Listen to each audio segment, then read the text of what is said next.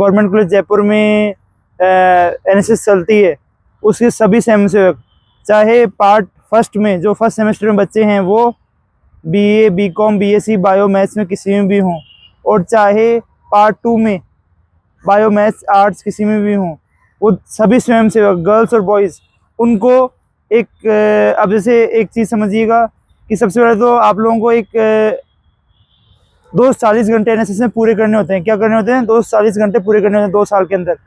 2 साल के अंदर 240 घंटे कब होते हैं? जब 1 साल में 120 घंटे एनएसएस में आप पूरे करते हो। अब 120 घंटे में क्या क्या चीज़ें आती हैं? 120 घंटे में वो चीज़ें आती हैं, आप समझिए पूरे साल में बहुत सारी एनएसएस की एक्टिविटीज़ होती हैं, बहुत सारी एक्टिविटीज़ होती हैं। जैसे कुछ भी अपन कोई कैंप में जा रहे हैं, या कोई अपन वन डे कैंप हो रहा है, या कहीं बुलाया गया है, कोई एग्जीबिशन है, या कोई अपन ने कोई किसी की हेल्प करी, तो वो जो भी ऑर्डर गवर्नमेंट कॉलेज जयपुर निकालती है, प्रोग्राम ऑफिसर में या Govind sir, doctor Govind Sharma sir निकालते हैं, उन दोनों के जो ऑर्डर्स हैं वहाँ उस इवेंट्स में, उस जगह पे आप लोग गए हुए हो, तो वो सारे 120 घंटे में आते हैं। तो एक साल में 120 घंटे आप लोगों को एनएसएस में देने होते हैं राष्ट्रीय सेवा योजना में। तो अब प्रत्येक हर साल की एक डायरी बनती है, एनएसएस डायरी। एनएसएस डायरी जो होती है वो एनएसएस डायरी होती है वो इस तरीके की होती है, इस तरीके की होती है एनएसएस डायरी। ये आगे से है और ये पीछे से है, और ये पेजेस स्टार्टिंग में ये लिखा रहता है, और ये ऐसे इसमें ऐसे पेजेस होते हैं। अब इसके अंदर क्या लिखा होता है? इसमें डे वाइज की एक्टिविटी लिखनी पड़ती है। भाई आज मैं यहाँ गया, मैंने ये एक्टिविटी करी, और फिर प्रोग्राम ऑफिसर के साइन होते हैं। एक्टिविटी का विवरण लिखना होता है, डे वाइज लिखना होता है, ठीक है। तो आपको पूरे साल भर की गतिविधि लिखनी है। इसके अलावा आपको एक कॉपी लेनी है डायरी, इसके अलावा एक नोटबुक लेनी है।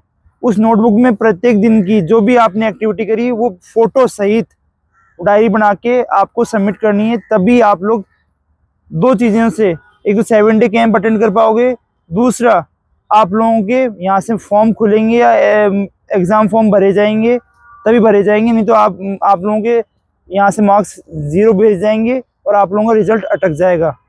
तो आप ये ना सोचें कि कॉलेज में नहीं आते तो आप लोगों को ये सर्टिफिकेट ऐसे एनएसएस का ऐसे मिल जाएगा। आपको मेहनत करनी पड़ेगी। जो बच्चे रेगुलर आते हैं ना, उनके ऐसी डायरी भी है और उन्हें नोटबुक बना रखी है। अब नोटबुक में करना क्या है?